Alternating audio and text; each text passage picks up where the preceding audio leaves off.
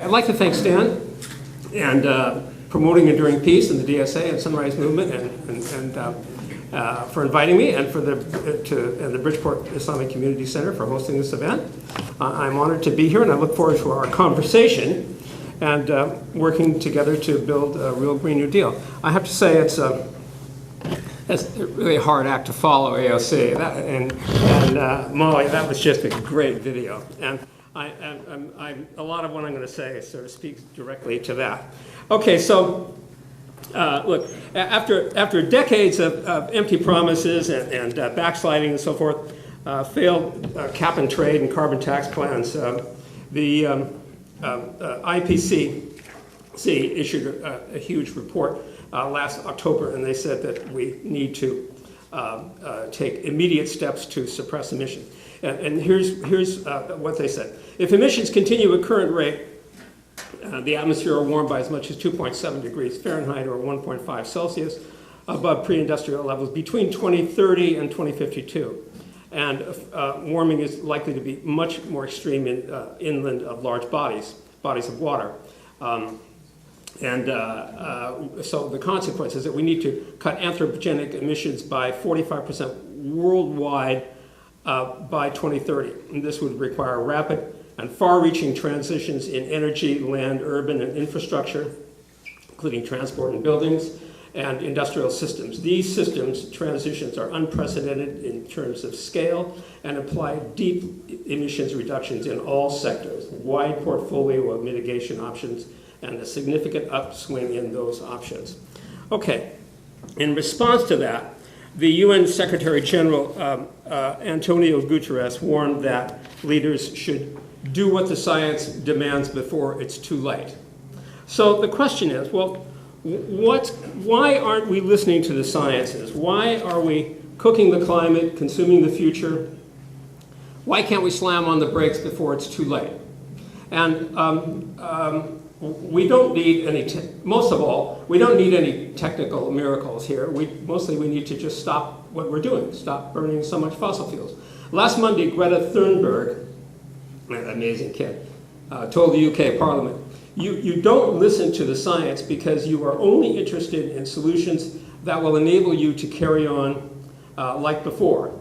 Like the others, like the Extinction Rebellion, the Sunrise Movement, and my comrades in the DSA, are all demanding that we listen to the science and do something before it's too late.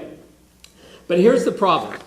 We live in an economic system, capitalism, that's built on perpetual growth and ever more consumption of natural resources, ever more pollution. But we live on a finite planet with limited resources and limited sinks, that is, the ability to absorb pollution.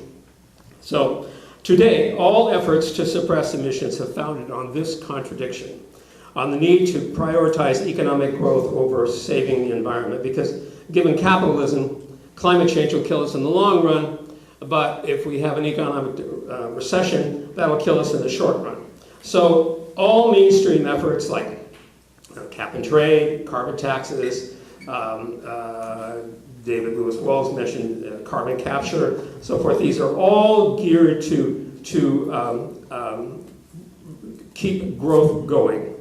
These are all basically market-based fake solutions. Steeper carbon taxes, unproven and possibly expensive carbon removal technology, geoengineering schemes, everything but the obvious.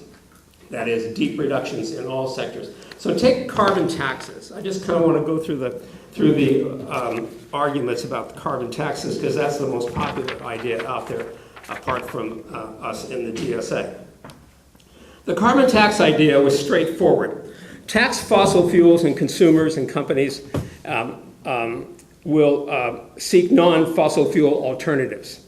So the idea was that you tax coal-fired power plants and fossil fuel-powered motor vehicles, and they would become more costly to operate relative to untaxed and even subsidized renewable energy and electric cars. And over time, these will fade from the scene. The theory seemed compelling, even obvious in the abstract world of economic modeling, but in the real world, they completely failed to suppress emissions. The fault lies in the economics. If the tax is too light, it fails to suppress fossil fuels enough to make a difference, to help the climate. If it's too heavy, then heavy enough to really suppress them, then companies and consumers balk and they resist the tax, because without any safety net for businesses and consumers, the entire burden falls on them. So they rationally resist to save profits and jobs. And thus, to date, all the carbon taxes that have been approved anywhere in the world, and there are more than 40 governments, including the EU and California and British Columbia, that have imposed carbon taxes, they're all too small, too light to make a significant dent in emissions. No government will set a price high enough to spur truly deep reductions in carbon emissions, because they all understand that this would force companies out of business and throw workers out of work and possibly precipitate recession or worse. So what government wants that? Desperate, the IPCC climate scientists last October in their report called on governments to impose truly draconian taxes on the order of $135 to $5,500 per ton or more, whatever it takes to suppress fossil fuel consumption enough to keep global warming below 1.5 degrees Celsius. The Pro-Market Heritage Foundation, not surprisingly, skewered this recommendation, arguing that taxing industries by anything like these numbers would bankrupt families and businesses and trigger a global economic disaster. The IPCC plan, they said, is a blueprint for destroying the world economy. In point of fact, given capitalism, they were right about that. Because in the world of abstract models, the carbon tax strategy works perfectly. But in the real world, with real investors and real employees, and without a rationally planned, carefully managed drawdown and phase out of fossil fuels and guaranteed state support for investors and guaranteed just transitions for affected workers, the imposition of draconian carbon taxes would bankrupt some of the biggest companies in the world, and it would indeed precipitate a stock market collapse, throw millions out of work, and most likely destroy the world economy. Voters intuitively understand this. If not the end result, they can see the cost issues. And so that's why last November, they voted down a carbon tax in Washington State. And if voters won't pass Washington State's trivial $15 a ton tax, that's about 13 cents on a gallon of gasoline, why would scientists think they would pass a tax of $135 or about $1.20 on a gallon, or let alone $5,500, which would be $48.95 per gallon? To ask the question is to answer it. Imposing the entire cost of driving out fossil fuels onto companies and consumers without providing them alternatives, an alternative safety net, is hardly a winnable plan. Just the opposite. It's guaranteed to turn people against it. Just look at France. President Macron wanted to promote an ecological transition and liberate households from dependence on petrol, a good objective in itself. But as a former investment banker, he preferred market approaches, so he imposed a carbon tax on petrol, arguing that raising the tax price of fossil fuels would force consumers to reduce their use of cars and buy more fuel-efficient vehicles or electric vehicles. That was the theory. So the cost of oil heating would rise, and likewise people would replace boilers that use oil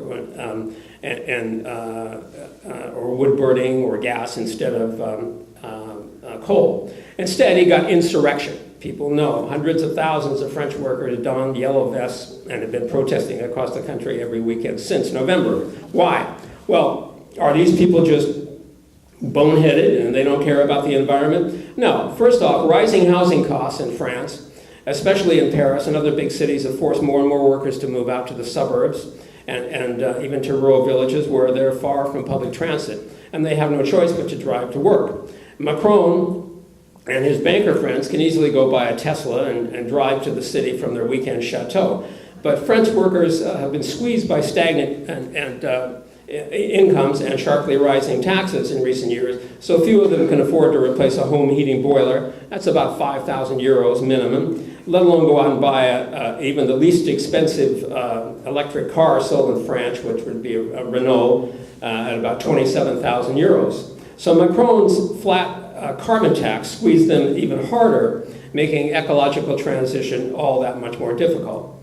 So the French workers weren't boneheaded. They just resisted the imposition of the whole burden on them. When, in any case, carbon taxes wouldn't suppress emissions anyway, because they're just a tax. They're just a tax on production of fossil fuel. They don't. The whole design of the carbon tax idea is to let fossil fuel production keep growing.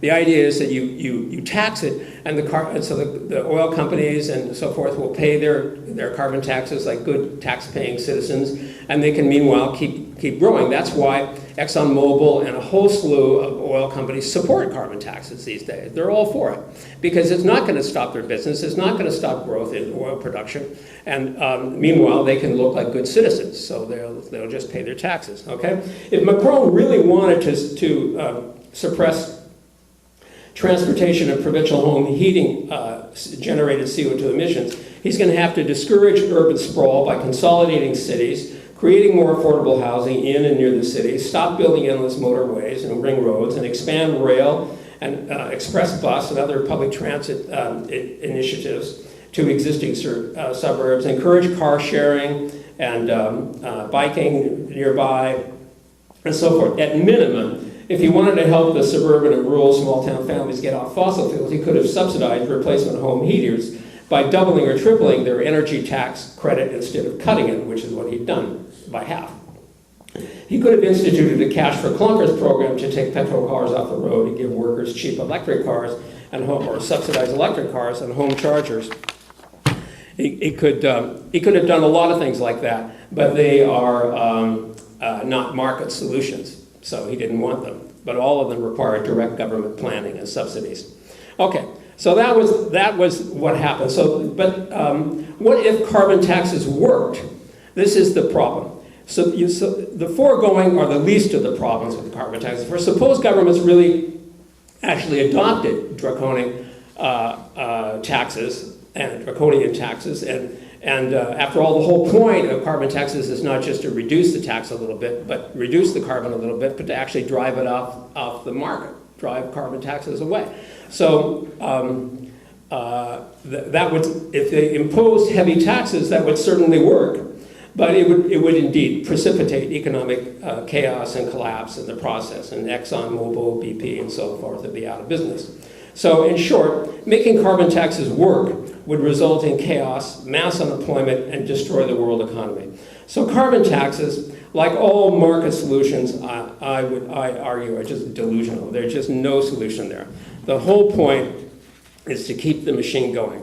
The reason why no government dares take the obvious step to save the humans is because no one has come up with a magic tech fix for how to suppress emissions without suppressing economic growth and profits. And given capitalism, economic growth has to take place, has to take priority over all other considerations, including emissions reductions, or companies will fail and won't be out of work. So that's the result. Global warming may kill us in the long run, but economic collapse will kill us in the short run. So the ultimate contradiction of capitalism is that we have to destroy our children's futures to hang on to our jobs today. Well, if there's no magic tech fix for halting global warming, then phasing out fossil fuel consumption has to mean shutting down, or at least minimum, drastically retrenching companies, beginning with the fossil fuel producers like Peabody and ExxonMobil and Chevron, but continuing on down the petrochemical food chain through fossil fuel dependent industries. After all, it's easy to blame the oil companies. They're bad, it's true, but there's other responsibilities here. Environmental groups have focused a little bit too narrowly on the producers and pipelines and so forth, while ignoring the downstream industrial and personal consumption.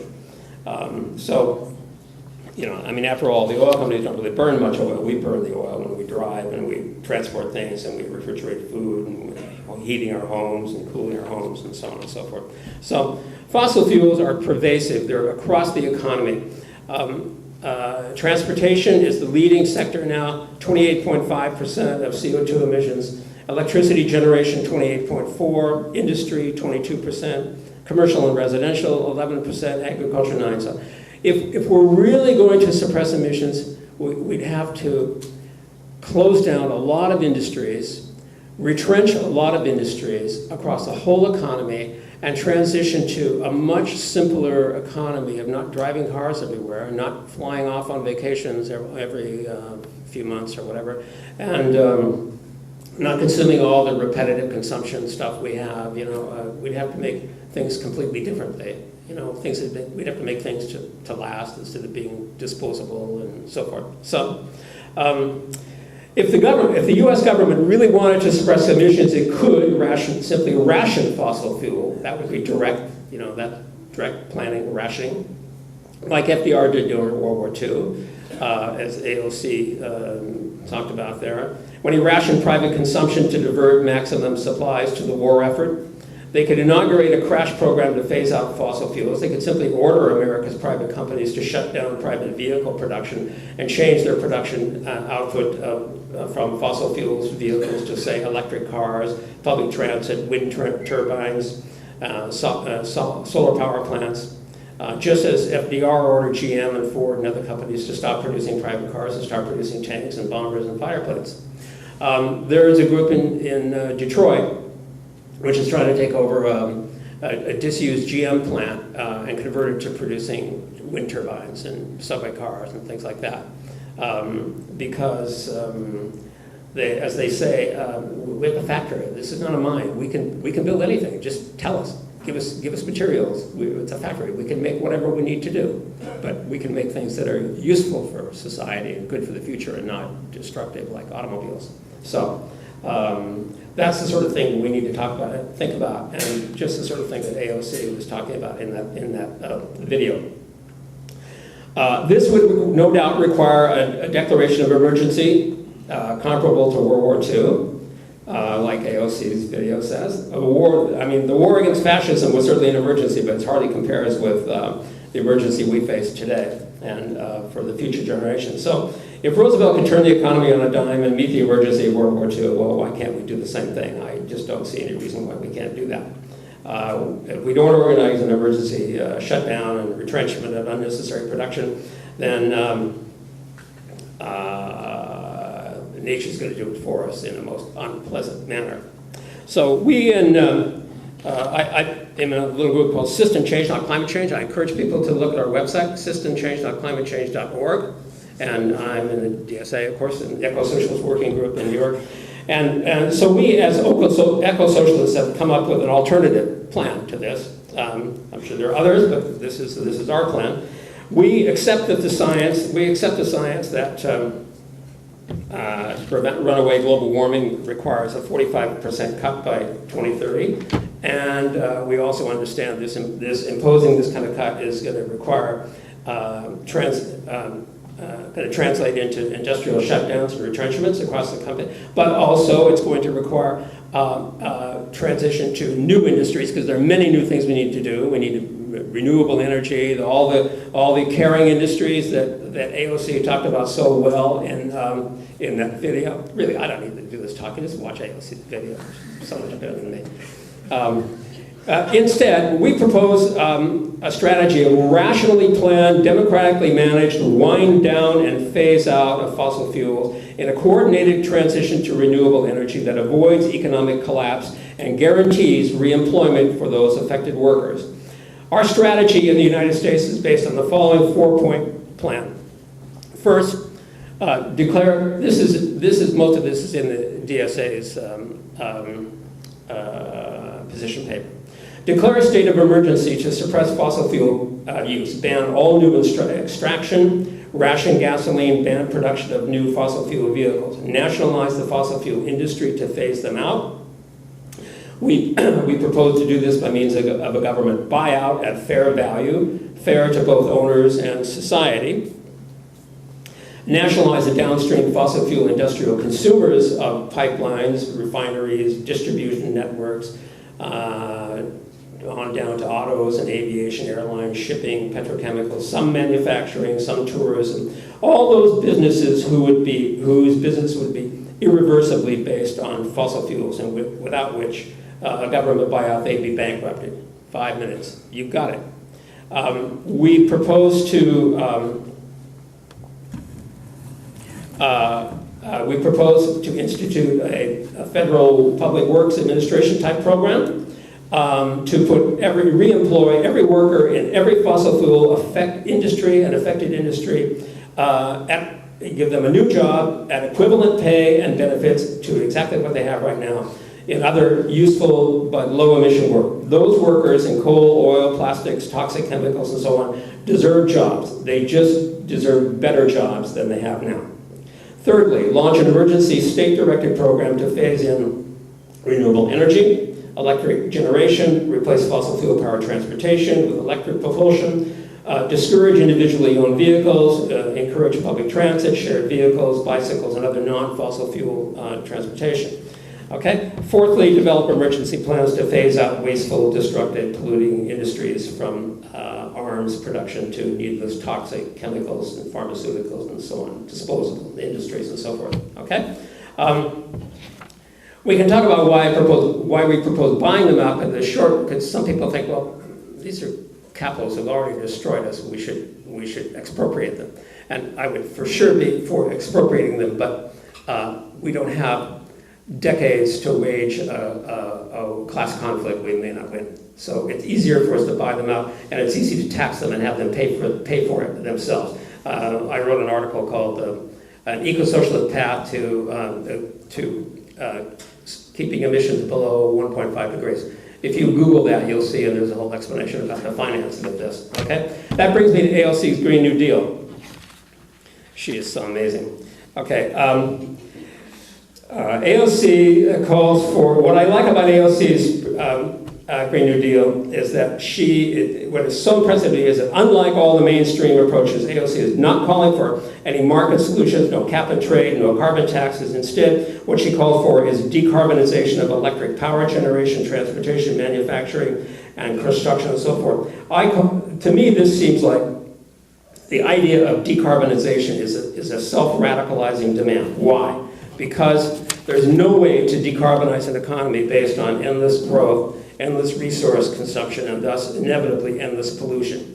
The push for decarbonization is going to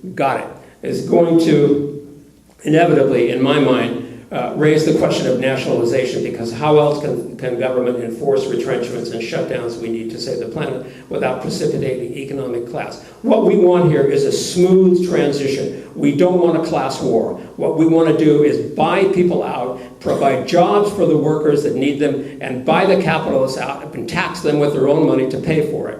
And this is quite feasible. So that's, I think, is the approach we want to do. But what she's proposing is a decarbonization, a massive affront of decarbonization will raise these issues about the need for nationalization, because there's no other way out of this. And her plan is a break with what I like also about, it's a break with the Reagan-Thatcherite Friedman doctrine that capitalism good, government bad, because she's calling for an active government, for explicit planning, and for democratization of production. This is not yet certainly what they actually proposed to the Congress. It is not yet FDR's planning board. It doesn't have power to nationalize. It's not clear that they would even have the power to stop producing cars if they could even get this thing passed. But I think we have to see AOC's Green New Deal as a process, not a set of limited demands, but a process of continually radicalizing process that will take us to where we need to go. For sure, this seems wildly utopian at the moment, and it's going nowhere under the Republicans, but it won't seem so extreme in a few years when Western states are burning up and when Florida sinks and so forth. So there is no planet B. And let's hope that with developing a vision and mobilizing a monumental mobilization around this Green New Deal, that we can derail this dystopia and build an eco-socialist civilization to save the human race. Thank you.